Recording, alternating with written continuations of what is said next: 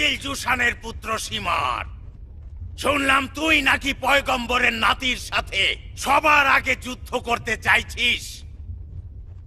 যদিও তোর আমির ওমর সাদ নাকি এই শহরের হুকুমতের লোভে পড়েছে, মুখ দিয়ে লালা গড়িয়ে পড়ছে, এটাও জানি যে তুই আসলে হুসাইনের সঙ্গে লড়তে আসিসনি। তুই হচ্ছিস কিনা সেই বদমাইশ। আল্লাহকে ভয় কর। এই যুদ্ধ থেকে যা কিছু লাভ হবে ভাবছিস তার সব লোকসানে পরিণত হবে। খোদার কসম, ধন সম্পদ সব ধ্বংস হয়ে যাবে। কিয়ামতের জন্য কোনো কিছুই কাজে আসবে না। ওয়াজ নসিহত বন্ধ কর। যুদ্ধের ময়দানে আছিস, মসজিদের মিম্বরে নয়। বাজে কথা বাদ দিয়ে তলোয়ার নিয়ে যুদ্ধে আয়। আমার সৈন্যদের ধৈর্য শেষ হয়ে যাচ্ছে। এসব বেহুদা কথা শুনতে আসেনি। হ্যাঁ, যারা তলোয়ার নিয়ে মন্দ কাজে ব্যস্ত থাকে তাদের সাথে কথা বলা সময় নষ্ট ও বেহুদা কাজ। হে কুফার জনগণ, আমি জুহাইর ইবনে কেইনে বাজালি, তোমাদের অনেকেই আমাকে চেনো অথবা আমার কথা শুনেছো। আমি ব্যবসায়ী, দুনিয়ার সম্পদ আমার দরকার নেই। আমি রাসূলে খোদার সান্নিধ্য পেয়েছি, যার খলিফার অধীনে মুজাহিদ ছিলাম। তোমরা উম্মতে মুহাম্মাদি, কিন্তু তার নাতির বিরুদ্ধে তলোয়ার হাতে তুলে নিয়েছো। তোমরা রাসূলের উম্মত হয়েও তাকে কষ্ট দিয়েছো। ধিক্কার তোমাদের। আর আমি এটা থেকে বড় গুনাহ আর কিছুই মনে করি না।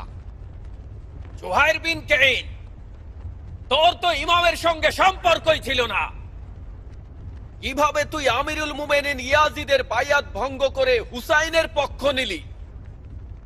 তুই ভেবেছিস হুসাইন ইরাকের বাদশা হবে আর তুই হবি উজিরে আজম? হ্যাঁ, আমার আর হুসাইনের এমন ধারণা ছিল না বেঈমান। এখন দেখি পরিস্থিতি ভিন্ন। কুফাবাসীর নিকট জিজ্ঞেস করছি, ইরাকের বাদশাহী বেশি প্রিয় নাকি আমাদের জান? খোদার কসম, হুসাইন তোমাদের দাওয়াত ছাড়া অন্য কোন উদ্দেশ্য নিয়ে ইরাকে আসে নাই। তোমাদের হেদায়েত ছাড়া অন্য কোনো উদ্দেশ্য নাই। তোমাদের মুক্তি ছাড়া হুসাইনের অন্য কোনো উদ্দেশ্য নাই। হুসাইন জুলুমবাজদের দলে কখনো যায় নাই এবং কখনোই জুলুমবাজ খলিফা এজিদের নিকট বাইয়াত গ্রহণ করবে না, কখনোই করবে না। খামোশ! জুলুমবাজ, তুই শয়তানের পূজা করিস।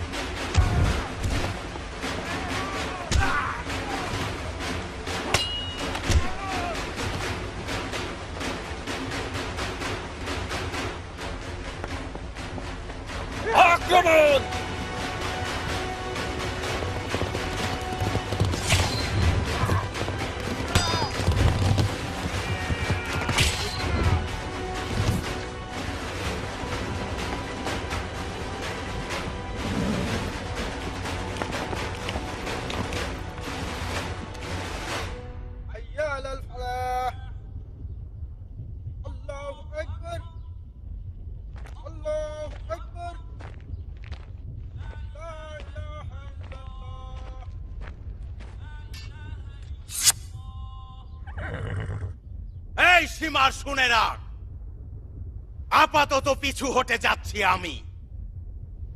কেননা হুসাইন নামাজ আদায় করছেন। উত্তম মনে করলে আপাতত যুদ্ধ ত্যাগ করতে পারি। আমিও নামাজ আদায় করে নেই, তোরাও শ্বাস প্রশ্বাস নিয়ে নে। এই জুহাইর, আর যদি যুদ্ধে আসিস, আমি নিজে তোর গলা বিচ্ছিন্ন করব, তোর এই মোটা মাথা ছিন্ন ভিন্ন করে ফেলবো। যদি পুরুষের মতো কাজ করতি আর নিজের কথা মতো লড়তি, আমি নামাজের পর তোর সঙ্গে যুদ্ধ করতে আসবো কসম করছি। তুই মানুষের জাত হলে আসিস। জুহাইর দুশ্মনের সকল প্রতিরক্ষা ছিন্ন করে তলোয়ার ও বর্ষা ফলকগুলো টুকরো টুকরো করে প্রজাপতির ন্যায় নামাজে ছুটে আসলো, যেন নামাজের মাধ্যমে ইশকের ডালপালা জ্বালিয়ে দিতে পারে। মনে হচ্ছিল ওই নামাজে জুহাইর রাসূলে খোদার সান্নিধ্যে যাওয়ার জন্য অস্থির ছিল।